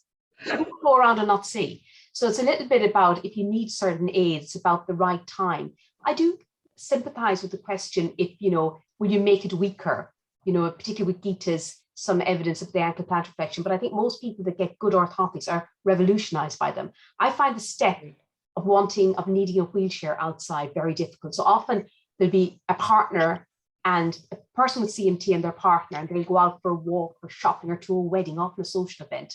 And it's really difficult for the partner because, they're trying to get them around, and it'd be much easier if they had a wheelchair, but psychologically, and there is a sex difference between that, which I won't say. There's one sex that accepts it easier than the other sex. So I think there is that. When people come to needing a more complex package, which often involves sometimes a very complex package, including their house being moving house, particularly if stairs are an issue, a complex package, when they move house, having the OTs in at the right time to assess that work that needs to be done before they move in to make sure it's appropriate, needing more complex, perhaps, sometimes pain management, particularly if there's an orthopedic problems, maybe needing surgery or having other medical problems as they get older. Does the CMT, I saw somebody has put it in the chat about if you're due to have surgery, is the CMT a problem? And of course, anaesthetist should always know, but usually it's not. So I think the way the UK system is, the easiest way of getting into the system is usually refer back to a consultant. It usually is the way of access and everything. It's not always, but it usually is. And I mean, for orthotics, for therapies, etc., it usually is. I think it does vary in different parts of the country. And I think it depends on, I know there's a certain part of the country at the moment whom the neurologist has moved on in an interest in CMT, and at the moment there isn't a service as such for it. It's very difficult. So I think that can be very difficult for patients as well. But I think it usually is. I don't know whether, other people, I don't know, Pamela probably has a lot of experience at accessing different places, but to get into the hospital, it's often through a consultant to get to the rest of it. I'm not sure whether Pamela wanted to comment, because that might be my exit. Yes, I would agree. I think GP is a good starting point to then get a referral into a consultant. But I think another way to look is to contact MDUK, because they've got really good support structures or networks around the country, and they may be able to signpost you. So there is a page on the MDUK website for the different care advisors in the different regions. And not all regions have care advisors, unfortunately. But if you do have a care advisor in your region, they all have slightly different ways of how you can get in touch with them. Some you can just email directly, some is through a GP service, or some are through a consultant. So that would be a good place to start to see if there is a care advisor, because they could be someone who could help support you in accessing the different areas or things that you need. But I would agree with Mary that I think definitely a consultant would be really important as well, and they can help to facilitate that side of things as well. And Geeta, did you want to add anything to that? Yeah, I've just been typing an answer actually, which covers both of the things that Mary and Pam have said, and also a lot of community neuro rehab teams will have neurological physios and OTs. They are really stretched at the moment, but don't forget them as well, because even if they might not have seen lots of people with CMT, they certainly are familiar with the sorts of problems that people with long-term neurological conditions have. And so can help, if people are really struggling. I think particularly our occupational therapy colleagues, and I also put in there about social services OT as well for equipment needs and adaptations if you are really struggling. But the first thing I said was MDUK advocates who will signpost you to care advisors. Fantastic, thank you. Yeah, and I should say as well, the helpline is here to help with exactly that kind of problem. So do get in touch, and we can signpost or support people. Support you through. Geeta, I'm going to stick with you, because we've had for the next question, which is around recovery after exercise. So someone who said they can become extremely sore, they currently sort of stretch several times a day. but we're taking supplements help. And actually this year's seminar theme, the theme of all complementary therapies has come up quite a lot. So have you got any sort of views on that? So muscle soreness after exercise is normal. I get it. Any of us would get it if we were doing a new exercise with a new load. It's a good sign because it means the muscles are remodeling. And with most people, it's probably just because the intensity of exercise has gone up, but it lasts for 48 to 3 days maximum. Some people can be a little bit more prone to it, I've noticed over the years, but usually once people start to cement their training, that goes away. Or certainly becomes much more manageable, but it's called delayed onset muscle soreness, and it's something that's a normal experience. Some people do, as I say, get a little bit more muscle soreness generally, but as long as that, if you sort of look at the recovery time and it is that 2 to 3 days, and then you're back to where you were, I would say perhaps maybe just bring your load back a little bit. And then you can start to build again, because that's certainly what we did in the exercise trials. Is if people got a lot of delayed onset muscle soreness, we didn't stop, we just reined back the load and then started to build gradually to see if that helped. In terms of supplements, there's no evidence that we have seen at the moment in terms of anything that's going to stop muscle soreness. But I think anything, if you're exercising, a healthy diet's important, anything that any of us would follow. In terms of eating healthily, if you're exercising, in terms of having enough protein, carbohydrate, etc. So the general advice sits there. And certainly we've had questions from people in the past about using things like really quite scary things, actually, anabolic steroids and things like that, but there is no evidence for that. I think some of these things can be, potentially dangerous if they're sold in the wrong places, things you get on the internet. There's no quality control on that, and I would really caution against anything like that. And maybe I can just get in there. I mean, we've seen a number of people run into trouble with supplements. So, as Geeta says, the medicines that are prescribed in the UK and over the counter have quality control. A huge amount of stuff sold as supplements, not that they're all wrong at all, but a huge amount of them. And people get stuff in from other parts of the world routinely and take as supplements. Patients are very slow to tell us sometimes what they're taking. So if patients have concerns, we would check their vitamins, etc., to see if there's any deficiencies, because clearly vitamin B12, you've got about a 3-month storage. And if people become deficient, it can exacerbate a neuropathy. But the vast majority of people don't. But if people suddenly become vegans or vegetarians, having not been them, sometimes we need to keep an eye on that. And as people get older, but B1, B6 can cause toxicity, can cause neuropathy as well as too little. So we're very worried when people come in and they have a bucket full of supplements. Number one, sometimes we don't know what are in them. And we have found people have toxicity in the past from them. So my general rule is I don't recommend any supplements unless you have a deficiency. And there is no evidence to date that there is any help if you're not deficient in something. And I think, when it comes to exercise, what Geeta says is absolutely correct. There's one extra thing I would say that I've noticed. So when you see your neurologist and they do the electrical test, sometimes when we measure you on the bed or the therapist measure you, see particularly the top of your legs and the top of your arms may seem normally strong. And yet people go to the gym or do their exercises and they do find it very fatiguing and very painful. But sometimes, and not uncommonly, we have found by our tests that there is problems, what we call denervation in the muscle. There is some problems in the muscle that's subclinical. But I think when you exercise, you bring that out. So I would say that one of the things about exercise is listening to your body. I mean, if an exercise is causing you pain for more than Geeta's 2 or 3 days, it may be telling you there is some subclinical damage there and you have to pull back on it. And I think that's a very important, is to listen to your body like everybody should. And like as Geeta says, none of us are very good at doing a lot of the time. But just because you CMT doesn't mean you're just brilliant at following rules and doing all your exercises. Although some of our patients are amazing. And it's true that one of the problems with some of the trials Geeta and I have done over the years with exercises, who would want to get into an exercise trial? It's people who are really dedicated to exercise. And one of the problems we've had is some of the people were already so brilliant at their capacity that there was nothing extra for them to be gained. So actually, exercise, if you're already doing brilliantly, often we have not much to teach you, and Geeta knows what I'm talking about here, but it's the people that really have something to benefit, have enough good muscle to benefit, that do best from them. So I think there is a bias in trials to attracting people that are already really good at doing stuff sometimes.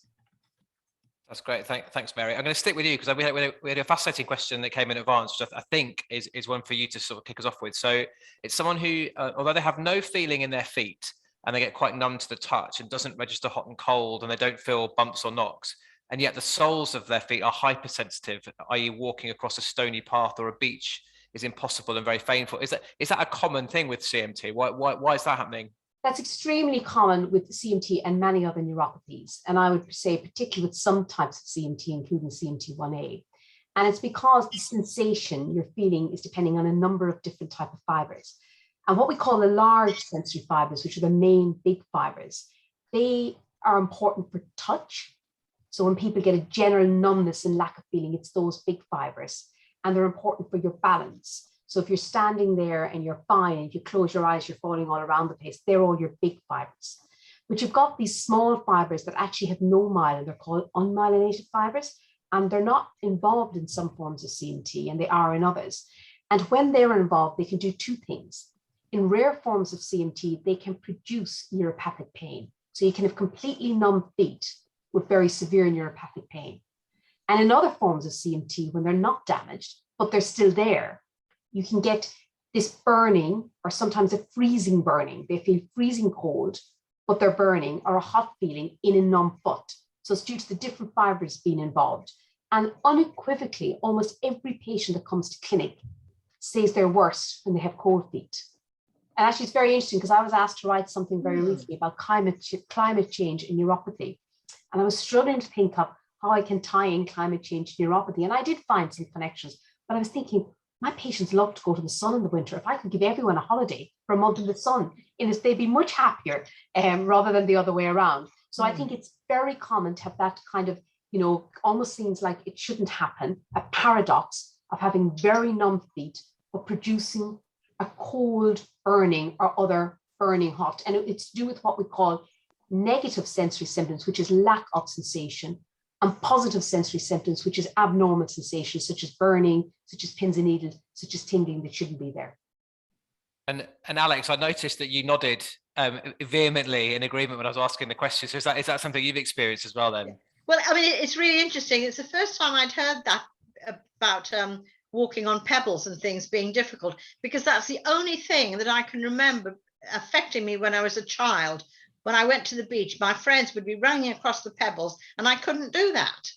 And I just thought, oh, it's me being a wimp. But actually, it was probably the CMT. It was something I could never do. Still can't, of course, but that's beside the point. But it was really interesting. But funnily enough, my feet are often quite cool, and I quite like that, because if they get very hot, they tend to swell, because of course I've got no muscle or anything in my calf to stop that. So I prefer to have cool feet. And Geeta, you answered a question actually in the chat function early on, which was around sort of sensation of cold. And I think you gave some really useful advice to someone who asked about how many layers to wear, and you said a particular type of sock was very helpful. Yeah, so the silver thread socks are really good, and people I see have tried those. They usually have a 9% or 12% silver thread in them. Apparently the astronauts use them on the space station because they retain heat, and you can get them online. So that there's an unrelated condition called Raynaud's disease, which is circulation, and they have online shops, and that's where you can buy them from. And yeah, that you can get the gloves as well. That can be quite helpful. Brilliant. And I've got a bit of a kind of a random question. Actually, Kate, it's my own question. I'm going to use chair's prerogative or abuse chair's prerogative. I was really interested, Geeta, in a comment you made right at the start of your session, actually, around hand function being a neglected area. And it's something that struck me from work we've done at MDUK on treatments for conditions like SMA and Duchenne, where actually the key measurement seems to be, can you walk, as opposed to any kind of fine motor skills. So I just wondered if, for all of the panels, actually, is that a kind of cultural thing around neuromuscular conditions that there's been a real focus on mobility as opposed to actually dexterity and function in hands? I suppose I'll come to you first, Geeta, as you were the one that mentioned it, but maybe for in CMT, because ambulation and walking is probably the first thing where people start to run into trouble. So I think that's probably why there's been more work in that. And also, I think I went back to earlier, you know, I've got 2 AHP colleagues here, orthotists and occupational therapists, but they're much smaller professions. So in terms of the critical mass of OTs actually doing this research internationally is actually quite small. There's only a handful. So I think there's that as well. And yeah, and Mary, any from your experience, is there a kind of a bit of an not over, but a real sort of focus on mobility rather than sort of someone's ability to use their sort of fine motor skills? I think there's 2 reasons for it. I think first of all, Geeta made the point, in CMT, it's a length-dependent neuropathy in most people. It starts in the feet and it has progressed quite a lot in the legs before it gets to the hands. So people usually are affected in their feet and legs first and worst. So the focus has always been throughout childhood, etc., in that. The issue is the hands do become involved and can be from an early age and can be very troublesome. And certainly I would say even sometimes surgery for the hands is less developed than it should be and can be revolutionary in the right patient. I think the other thing, which is an odd thing I've noticed happening. So with the advent of computers, people's hand function for work is often less affected. So when people used to have to write everything, people would complain of hand function much earlier on. Yes. You know, if you're at school and you could no other alternative and then you go to office work or whatever, but actually there's so many good ways of getting around that now that in day-to-day life, in terms of work life, it's less of an issue. Now, it is a major issue for some people, but actually in home life, it's a huge issue. So it's actually, and it's got neglected because it's fallen between the school, work, home.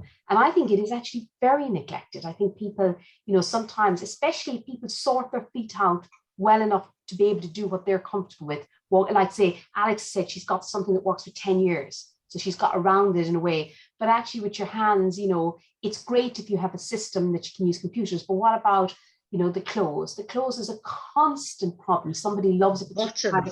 Buttons and zips. And, you know, all of that. And then they end up wearing clothes that they don't particularly like, or that they have to go to the tracky type things, that they're not having lots of it, or they have to, you know, unless they're very good friends who are seamstress that can re-zip up everything. But the beautiful clothes that people want to wear, and this is men and women, but I think it's fallen into that. If you come to your GP and say, my major problem is I can't wear this particular dress, and I really want to be able to wear it, you know, you're not going to get very far. So I think it's falling in between 2 stools. In that sense, I think with some of the muscle diseases, again, a lot of the muscle diseases, you know, there's a rule of thumb in medicine, which is a rule of thumb which has always got exceptions. But if you're proximally weak, that is top of legs, tops of arms, it's more likely to be muscle if it's symmetrical. But if you're distally weak, it's more likely to be nerves first. And that's by and large right for most people, not everyone.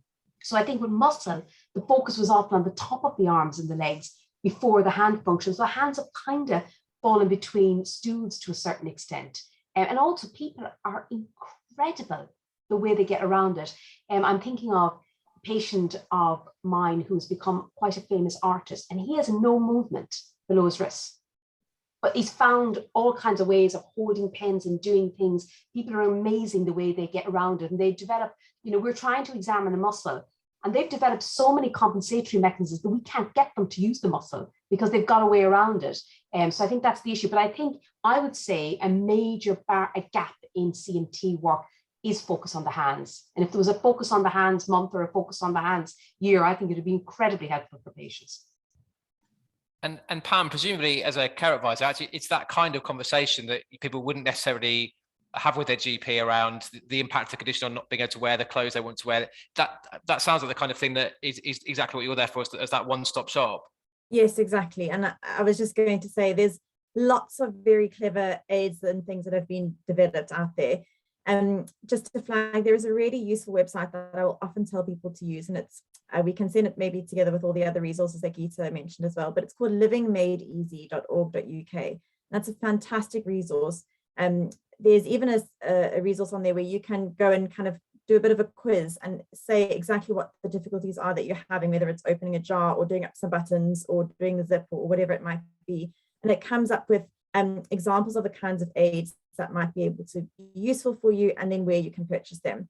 So that's a very useful resource. And what Geeta mentioned as well, I do think that we have lots of kind of orthotics and things we use for our ankles, but again, these hands have been neglected. But something I've been advising a lot of people on recently, there's two types of splints that can be useful, but you do need to have this sort of examined a bit more specifically, either with your physiotherapist, or you can be referred to an occupational therapist or a hand therapist. But you can get a splint that just supports your wrist. So if you have a bit of weakness and wrist drop, it's very difficult to try and bend and use your fingers. If your wrist is supported in this position, your grip is much stronger and it's much easier for you to hold things and manipulate things.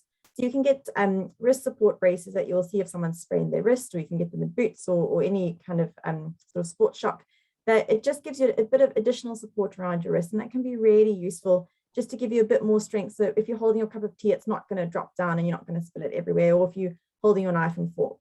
So that's one sort of brace that can be useful for your hands. And another one is sort of that picture that Geeta showed of the support for your thumb.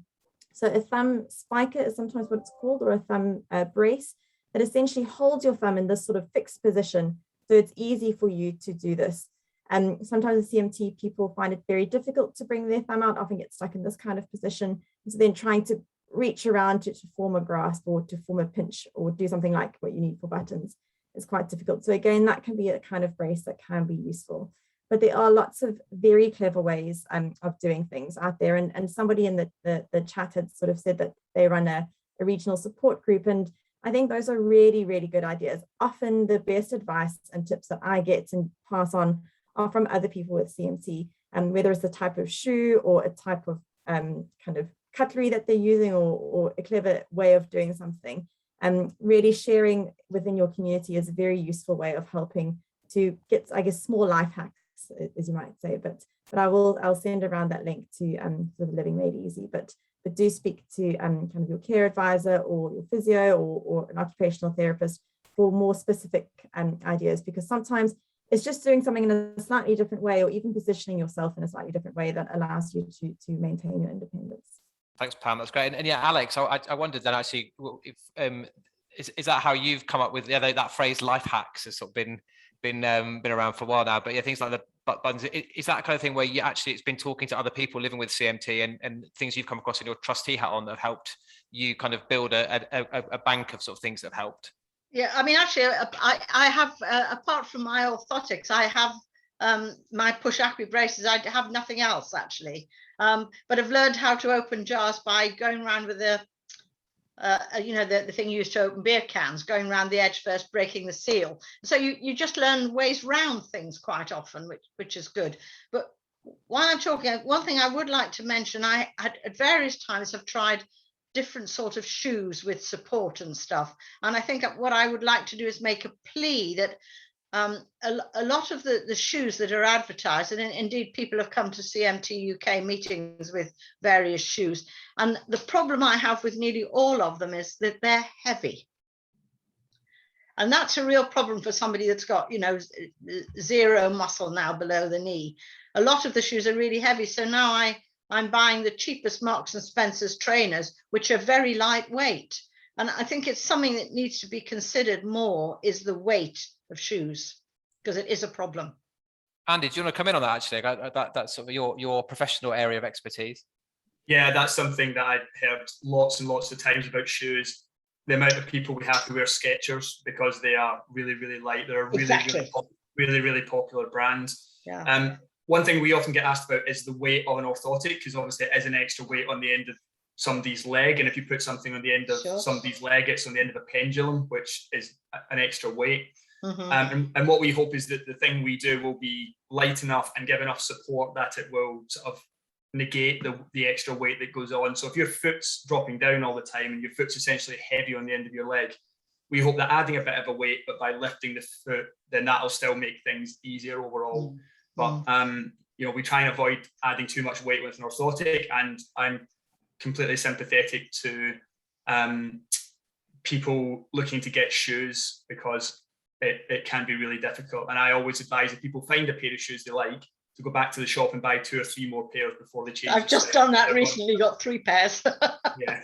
Do you mind, Rob, if I ask Andy a quick question to follow on that? So Andy, one of the things I've noticed over the years is patients in the past would come, and still do, usually when they've come through orthopedic orthotic clinics, with sometimes really beautifully bespoke made shoes, sometimes maybe lots of braces in the shoes, sometimes not. And functionally, they often work really well, functionally, but perhaps they're not as acceptable cosmetically. So do you think there's been a shift, or do you think they're underused? So the idea of, you know, made shoes versus orthotics in shoes. So I think that it's certainly in orthopedics, one of the main things that orthotists do is make custom-made shoes, and they can be really, really helpful, especially for people with foot deformities who can't get their own shoes. For some people, it's the best choice, and so for some people, quite frankly, it's the only choice. We would always encourage a patient to try and get their own shoes if they could. And compared to when I first started being an orthotist 13 years ago, there's a much, much better choice of footwear out there for patients to get their own shoes. But for patients who need orthopedic shoes, then that's the right choice for them, and whether they need a brace or not. Thanks, everyone. That's great. We're approaching the sort of final few minutes of the session, and a theme that we've heard a lot about has been quite important, but actually hasn't come through in the questions much. So I'd quite like to explore that in the last few minutes. Is fatigue. So I wondered, sort of, Mary, if you could perhaps give us a very quick overview of why do we know why fatigue is an issue for people with CMT, and then perhaps the advice you give to help sort of people manage it, and then I'll ask Pam the same question in terms of the management of fatigue and the advice you give, Pam. Sure. Well, I think it's I was interested in Alex's point that fatigue has never been much of a problem. So it's definitely, first of all, fatigue in patients with CMT is commoner than in patients without CMT overall, although some individual patients don't have fatigue and some have more fatigue. It's multifactorial. There's no question about that. Multiple studies have shown that. So first of all, you know, the fact that you have weakness will make you fatigued. You know, if I decide to jump in the morning out of bed, make up coffee, realize I have milk, run up to the local shop, run down again, that's an easy 5-minute job. If you have CMT, such as you put on orthotics, do all of that, to do a simple job, everything takes longer, and you will fatigue from physically having to do more to get to the end. So I think that's the first thing. Secondly, there is the fatigue of having a muscle illness. I think that's quite an important thing. You know, Gita and I did a study years ago, Gita led, really looking at people. Understandably, they're not as fit. People with CMT are understandably, and Gita's shown that again, not as aerobically fit. And there is a slightly higher BMI rate as well. So there are reasons people may be fatigued due to their, you know, not being as fit as they should be, because we do fatigue if we're not as fit. There are people, you know, obstructive sleep apnea is commoner and non-obstructive. It is commoner in CMT than in patients without CMT. So we very carefully take a history from patients.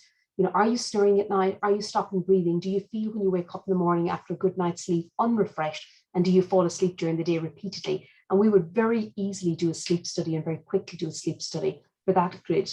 And then very occasionally there's a medical reason like B12 deficiency or thyroid deficiency, but I think it's mainly multifactorial.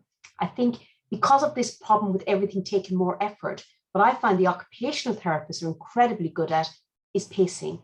So, you know, teaching people to pace, and it might sound a really obvious thing to do, but most of us are really bad at pacing. So I think that to me is one of the most important things I've seen beneficial for patients. Both Gita and Pam will be able to comment more on that. Yeah, Pam, I'll come to you first. That's a good segue in terms of what occupational therapists might say and pacing.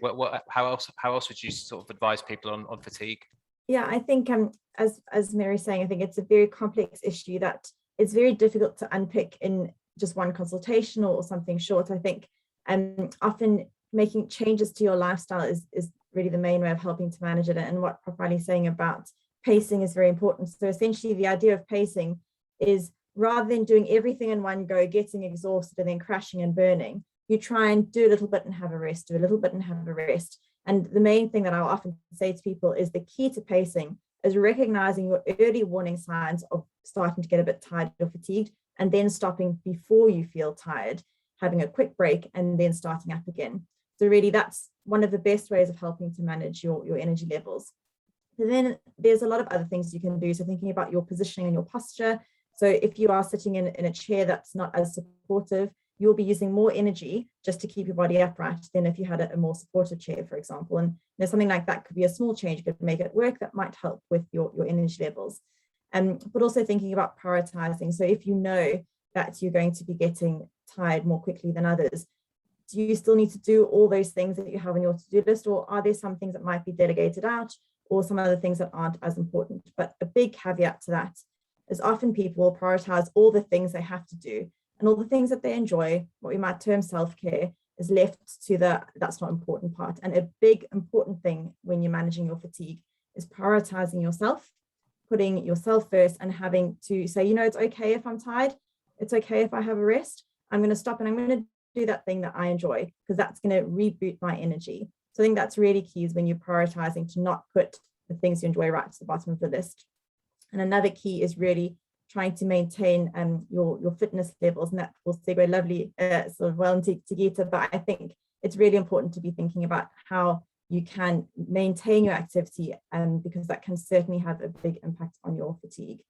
Gita, do you want to? Excellent link, because some of our, because as Prof. Ali said, we did look at this, and we did some interviews, which I'll come back to what people told us, but some colleagues of ours, again in the Netherlands, were looking at, well, what are the factors that might affect fatigue? And we know that they found that, you know, over 75% of people with CMT reported severe fatigue. And one of the thing that came through most when they were looking at all the different factors was actually physical activity. So the people who were most physically active had less fatigue. Now, it's a bit chicken and egg, you know, is it because if you're more tired, you're going to be less physically active, or if you are more active, it somehow manages the fatigue? And, you know, Alex is a great example of that. Somebody who has low fatigue levels. And is that, Alex, because you are really physically active, or are you? Well, as I say, I get up at 6 o'clock in the morning and swim, go to the Nuffield locally and swim for an hour. Yeah. So I come home and I think, well, I've done my exercise, but then during the day I might go up into London, I might go for a walk in the woods, which are just across the road. You know, I don't ever feel absolutely worn out.